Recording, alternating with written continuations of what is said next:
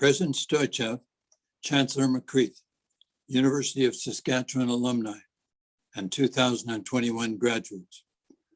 I am humbled and honored by the recognition you have bestowed today. To be recognized by your alma mater is unique. To the graduates of 2021, I extend my sincere congratulations for your achievements in this unusual environment. There is no question that the setting we find ourselves in shapes our future. We can feel sorry for our situation, or we can accept the challenges as an opportunity. That's what you have done to be here today, and my hat's off to you. On a personal note, I have enjoyed a career in two areas, one as an academic trauma surgeon, and the other as team physician for a professional hockey team. This has involved an affiliation with two prominent institutions, McGill University and the Montreal Canadiens. Some consider these two career pathways contradictory or parallel, but I have found them to be complementary and converging. How did I get there? My roots go back to small town Saskatchewan, Eston, where I was the son of immigrants to Canada. Parental and community support were monumental and developed basic values. The old adage, it takes a village to raise a child, has never been more fitting. My greatest satisfaction in youth came from playing amateur hockey. And like every other farm boy, my dream was to be the next Gordie Howe. On the advice of my hockey coach and my parents, I chose a university education over playing junior hockey. The admiration and respect of our family doctor, Sam Holmes, also clearly impacted my career choice. After 2 years of arts and science at the University of Saskatchewan, I had an interview with Dr. J. Wendell McLeod, Dean of Medicine, and he asked me why I wanted to be a doctor. I naively replied, my hockey coach suggested it. He didn't laugh, but later said it was probably the most honest answer of the day. Medical school at the University of Saskatchewan was as good as it gets. We were surrounded by teachers of the highest quality and mentorship. Nansen, Bailey, and Hilliard, just to name a few.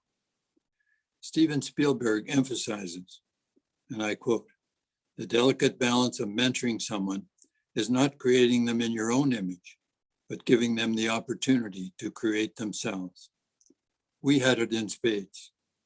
Our graduation banquet at the University of Saskatchewan provided the chance to meet Dr. H. Rock Robertson, a visiting professor. He had just been appointed Surgeon-in-Chief at the Montreal General Hospital. He asked me what I wanted to do in life, and I said I wanted to become a surgeon. He responded, come to the Montreal General Hospital. I explained that I hadn't applied to that program. He quickly stated that if I would accept his handshake offer, I would have a job at the MGH. He said to simply contact Mrs. McMurray on arrival, following my rotating internship at the University Hospital in Saskatoon. This would be absolutely unheard of today. This led to a career-long experience at the Montreal General as a surgical resident, staff, surgeon-in-chief, and finally chair of surgery at McGill. Dr. Robertson and Dr. Fraser Gerd inspired me to pursue a trauma surgery as a career focus. Early in my residency in surgery, I was approached to provide medical coverage for the Montreal Junior Canadiens. Sunday afternoon games at the Old Montreal Forum were epic. Players did not wear helmets or visors and provided a tyro trauma surgeon with a golden opportunity. This led to a career-long experience with the Montreal Canadiens. Exposure to giants as Sam Pollock, Toe Blake, Scotty Bowman led to a different kind of mentorship. 8 Stanley Cups, disappointing losses, and friendship with hockey legends Jean Beliveau, Guy Lafleur, Saku Koivu, and the Molson family provided experiences and education which would be impossible to replicate. This was a once-in-a-lifetime opportunity. I would submit today that there are life lessons common and essential to academic medicine and the elite professional athlete. Upon one's inane talent, there are attributes that will compound success in all of life's endeavors. Let's examine a few. Firstly, there's no question that a dedicated work ethic is pivotal. My work ethic was fostered by my parents in every aspect of life. Thomas Edison stated that success is 1% inspiration and 99% perspiration. When I expressed to Sam Pollock, general manager of the Canadiens, how lucky he was in managing draft choices to get Guy Lafleur, he quietly replied, and I quote, "I find the harder I work, the luckier I get." Time management is critical in applying industry and is learned in both spheres. Secondly, disciplined preparation is central to being a successful surgeon or an elite athlete. The repetition of surgical techniques and repetitive practice of hockey plays makes the operation and the game day satisfying. Practice makes perfect. Thirdly, overcoming adversity or dealing with failure is common to both activities.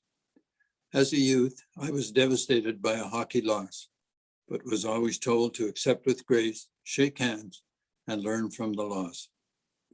As a physician or surgeon, we are often faced with insoluble problems or complications that could not be avoided. Again, the solution is to study and learn from failure. Perseverance in adversity is the mark of a winner. Following a bitter Stanley Cup final loss to Boston, Bob Gainey gave me a copy of a poem entitled Perseverance, and I will quote the first two lines. "Genius, that power which dazzles mortal eyes, is oft but perseverance in disguise." Fourthly, teamwork is monumental in both a surgical operation and a hockey game. Each player or personnel carrying out his or her responsibilities is essential. Synchronicity and camaraderie grow mutually in all team activities. Finally, I learned the importance of attitude in all that we do from Scotty Bowman. He based his philosophy on a poem given to him by Charles Swindoll, and I will quote. The poem is entitled Attitude. "The longer I live, the more I realize the impact of attitude on life. Attitude to me is more important than the facts. It is more important than the past, than education, than money, than circumstances, than failures, than successes, than what other people think or say or do. It will make or break a company, a church, or a home. The remarkable thing is, we have a choice every day regarding the attitude we will embrace for that day. We cannot change our past. We cannot change the fact that people will act in a certain way. We cannot change the inevitable. The only thing we can do is plan on the one thing we have, and that is our attitude. I'm convinced that life is 10% what happens to me and 90% how I react to it. And so it is with you. We are in charge of our attitudes. This is the end of that poem. Your own attitude creates the passion, dedication, and commitment to whatever your role in life. This is what will make your job or your lot in life fun. What you like to do, you do well, and nothing seems like work. In closing, as we have all been given the foundation for success from our university, I would urge all of you, as you become our future leaders, to give back to your community. Winston Churchill's famous invocation sums up the concept of philanthropy. We make a living by what we get. We make a life by what we give. Use your skills, your talents, and your resources to enhance the well-being of those most needy and make the world a better place. Once again, my sincere congratulations to the University of Saskatchewan 2021 graduates. And I say, bonne chance et bon voyage. Merci beaucoup. Fini.